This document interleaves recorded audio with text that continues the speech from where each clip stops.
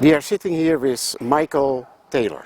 It is an amazing story, so we will listen to him. Michael, you have a background of the Holocaust. Can you tell me something about that? Well, I'll start with my parents. My father comes from Poland, which is now Ukraine.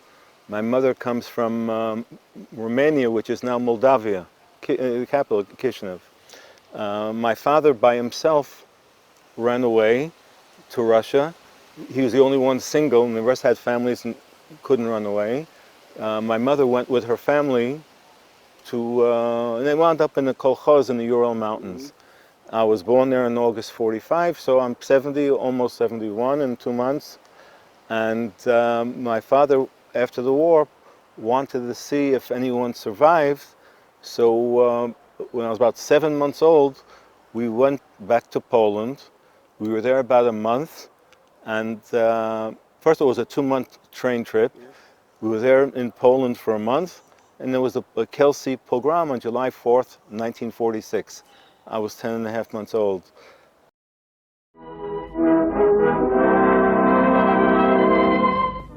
Mord kielecki wstrząsnął sumieniem świata.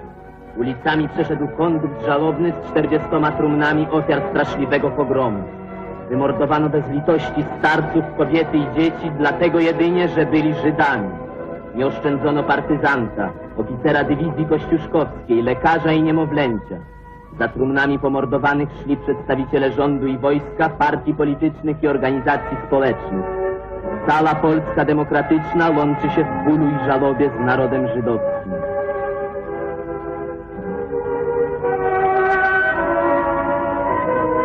Te kobiety przeszły przez gehennę obozów niemieckich i dziś w zaraniu odrodzonej wolności straciły swoich najbliższych. Straciły ich z rąk ludzi, którzy mienią się Polakami.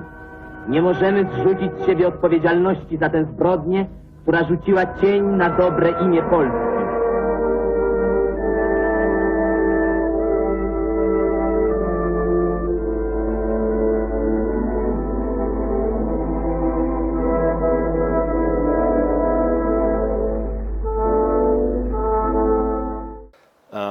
The Israeli soldiers who were in the British Army called the Jewish Brigade came and took us to Germany, to DP camps outside of Munich. So where I lived there for over 3 years, and at the last second my father decided to go to the United States instead of to Israel, so I wound up being raised in New York. Why did he not go to Israel? I never asked him, but he was almost 40 years old. He didn't speak the language. It was from Poland. It's the golden Medina. It's the the golden land. So there's more opportunities to go to a strange country. Israel would be strange with no family to start over. Maybe he was afraid of the army. I don't know exactly. Did you lose relatives during the Holocaust? Yeah, my father's whole family was killed. Again, that's why I started to say he was the only one. He was the youngest, so he could run away. The others couldn't leave because they had little kids. So everyone was shot to death in the ghetto in Stanislavov in Poland. My mother's family, she only lost her father. He went out looking for food and he never came back, so they don't know the exact story. After the war, my mother's 2 brothers and my grandmother stayed in Russia and only moved to Israel in the 70s and 80s. When did you move to Israel? I moved to Israel in 1971. 1971 by your own? Yes, by myself, but I have to go back a little bit. Yes. Again, I was raised in New York from December 49. First in Manhattan, then we moved to Brooklyn when I was 11, and I went to college. And all of a sudden I found myself in the U.S. Army in January 1966, and I served for 3 years, including 1 year in Vietnam. I was in the active service for 3 years, and when I got out, the service is actually 6 years, so it's 3 years active, 3 years inactive. But a little bit interesting, when the 6-day war broke out, I was in Vietnam. I didn't know anything about Israel. Okay. Nothing. And the guys came over and told me about there's a war in Israel. And I said, so what does the news say? They said that the Nasser of Egypt is announcing we're bombing Tel Aviv, we're bombing Jerusalem, we're about to destroy the country, and the war is almost over. So I said, what did the Israelis say? The Israelis didn't say anything. So I said, let's wait till the Israelis say something, okay?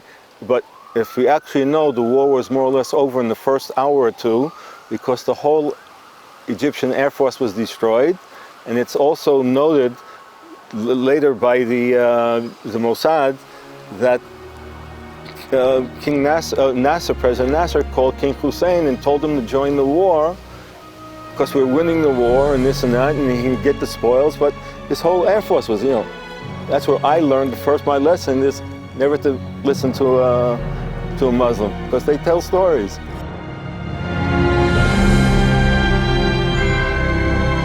In 1967, the precarious peace in the Middle East was shattered. The hostilities that simmered between Israel and her Arab neighbors had been kept in check by United Nations observers for 10 years. When those troops were withdrawn at the insistence of Egyptian President Nasser, tensions exploded into warfare. Fearing attack from the Arab countries at her borders, Israel launched a preemptive strike on Syria, Egypt, and Jordan. Led by General Moshe Dayan, Israeli forces attacked Arabs in the Sinai Desert, the Gaza Strip, Jordan, Syria, and in Jerusalem itself. Israeli troops advanced toward the Suez Canal, overrunning the larger Egyptian army.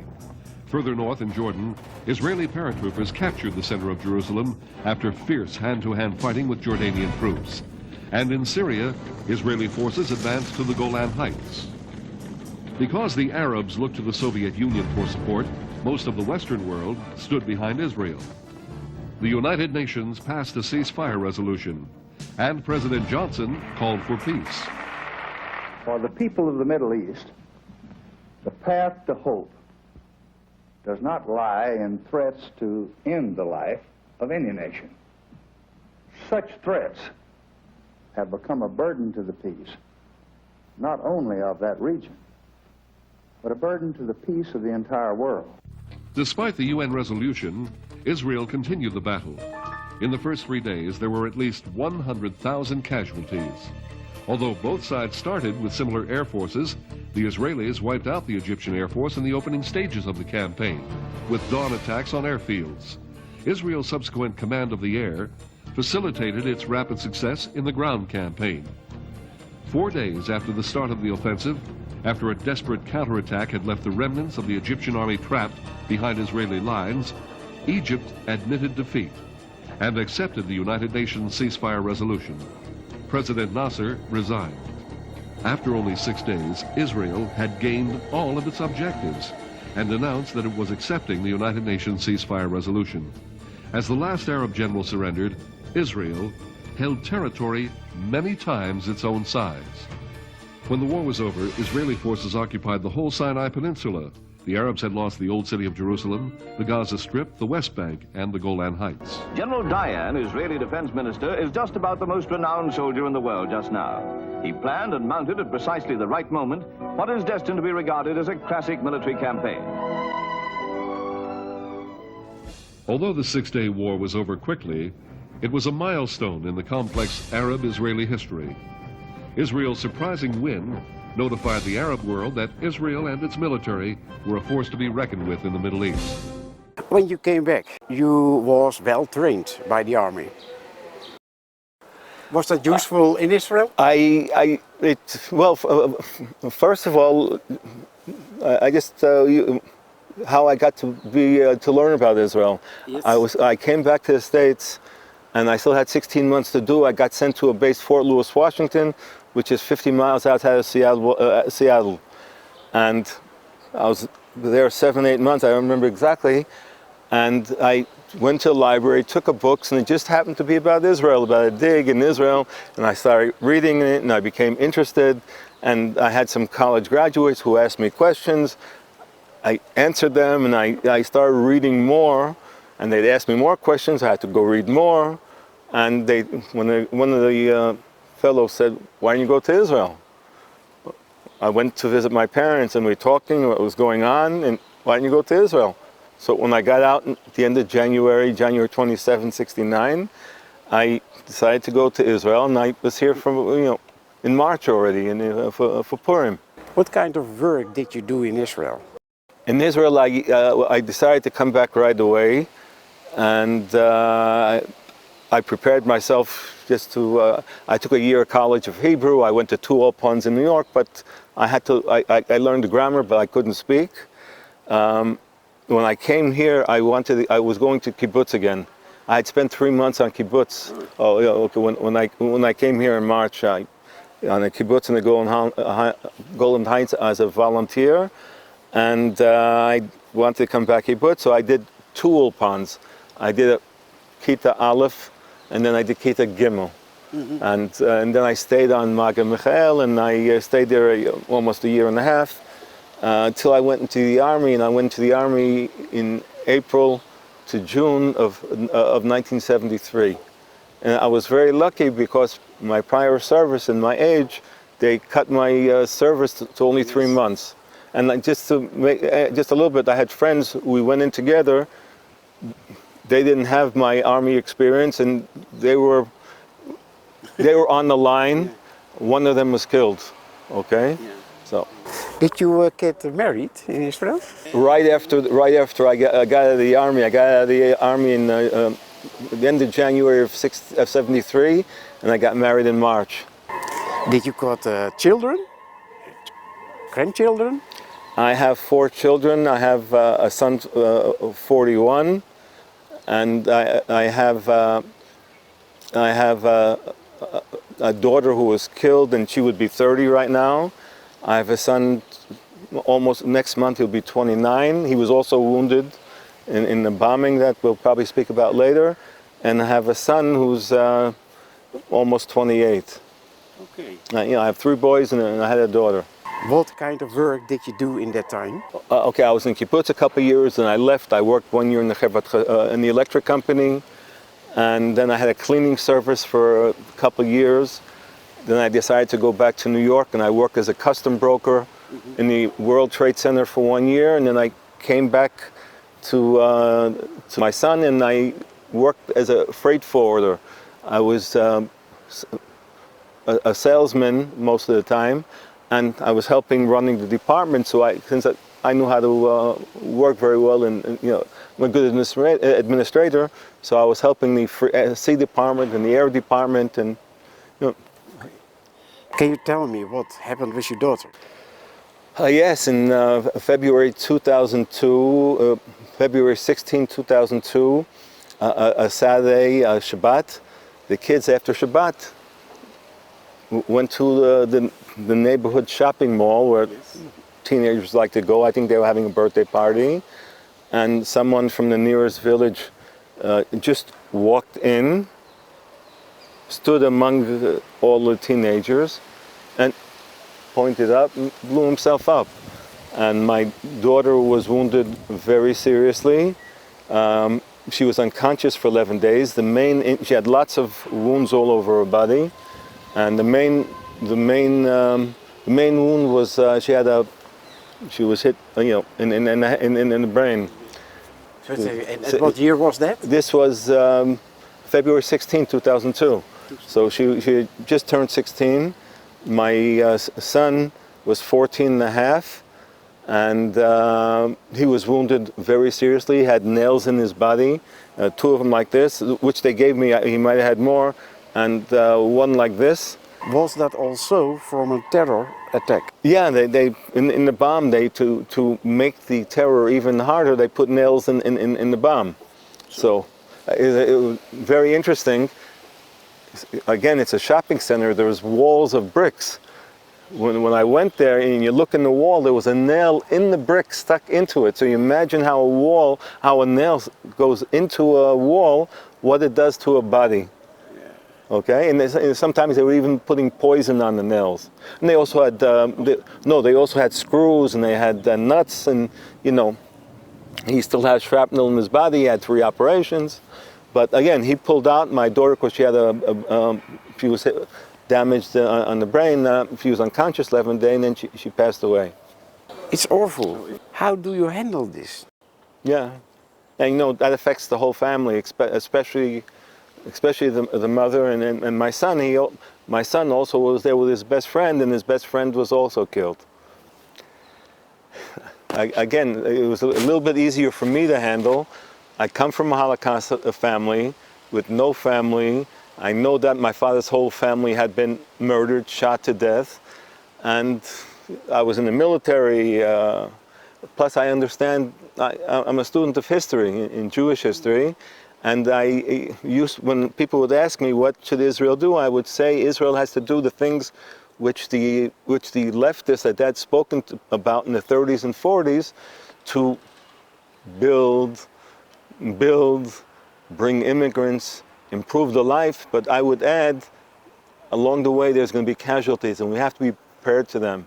We have to be strong and know there's going to be casualties, and keep on going. So when it happened to me, you know, not that you don't expect it to happen to you. It always happens to someone else. But I was more or less prepared. As a matter of fact, one of my neighbors, you know, I was in the hospital a long time because my son was there, you know, 3 weeks. When they were coming through, and we had lots of visitors in the hospital, and he said, you're taking it as good as it can be taken, something like that.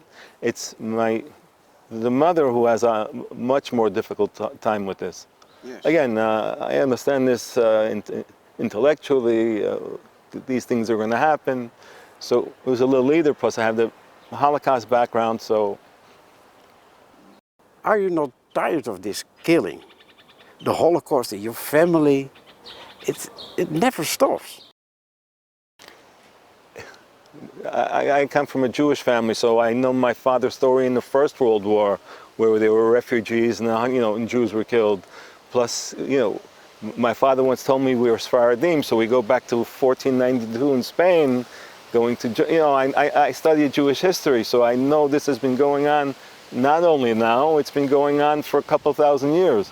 But the thing is, we have no choice. We're building, you know, Israel has to continue taking the casualties that we take, and you know, and Israel's improving.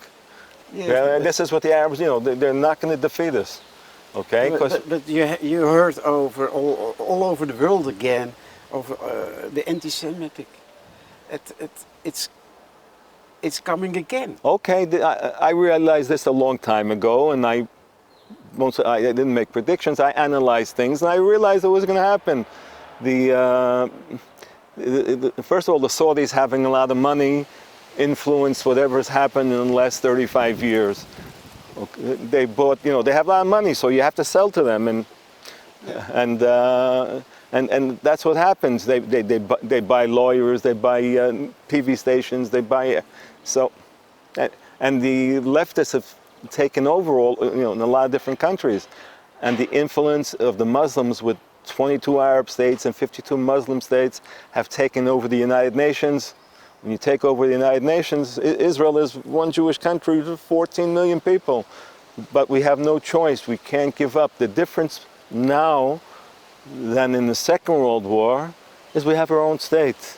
Yes. Okay, and we go through the wars. I also didn't mention I was in the '82 war in Lebanon. Okay.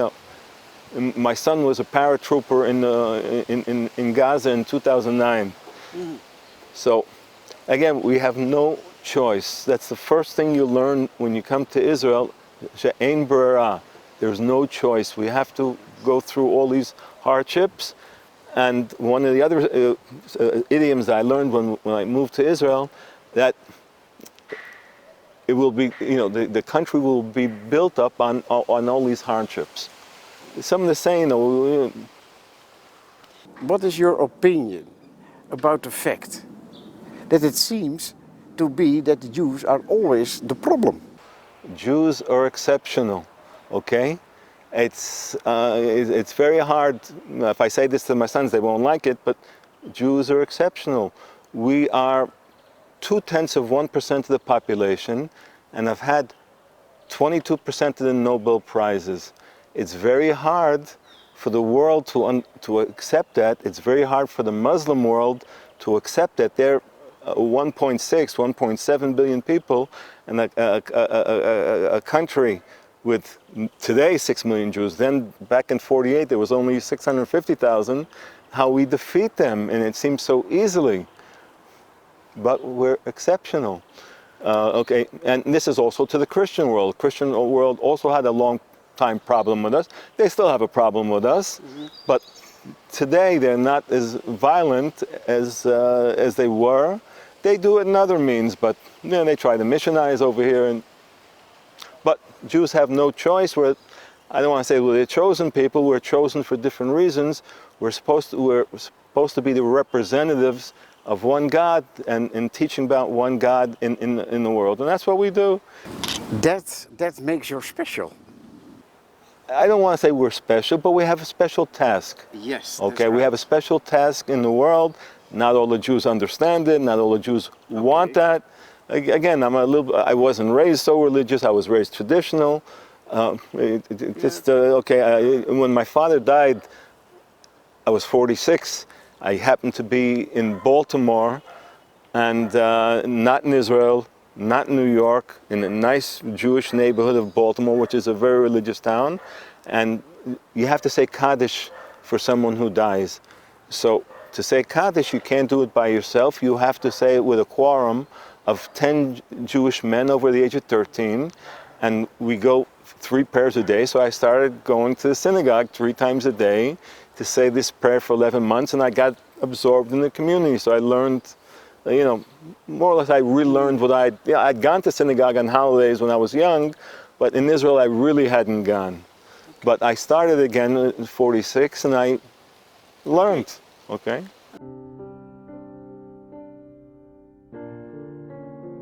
Kaddish is a prayer we say when we mourn, but oddly enough, it's to do with life rather than death. And that is a way of bringing us comfort at the moment when we most feel a sense of loss. We reconnect with life and with the God of life. The following is the mourner's Kaddish. It is said when there is a minyan, that is, an attendance of 10 men or more. The mourner should stand with feet together and say, Yitzkadal v'yitzkadash shemei Rabbah. Amen. V'yalema divara chirutei v'yamlich malchutei v'chayichon v'yomechon v'chayei dichol beit Yisrael ba'agala uvizman karev v'imru Amen. The mourner then pauses and waits for everyone to answer Amen.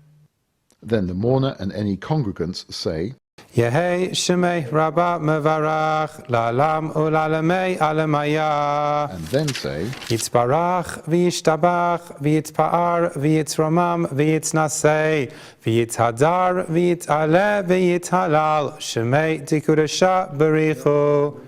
Li'ela min kol birchata v'shirata tushbechata v'nechemata tiamiram bi'alama v'imru Amen. One then pauses again to wait for everyone to respond. Amen. Yehei shlama rabba min shemaya v'chayim aleinu v'al kol Yisrael v'imru Amen. Everyone responds Amen. Then the mourner takes 3 steps back, bow first to the left, then right, then center, while saying, Oseh shalom bimromav, hu ya'aseh shalom aleinu, v'al kol Yisrael v'imru Amen. And then 3 steps forwards, and that ends the mourner's Kaddish. If I say, God is collecting all the Jews back to Israel, what's your reaction on that?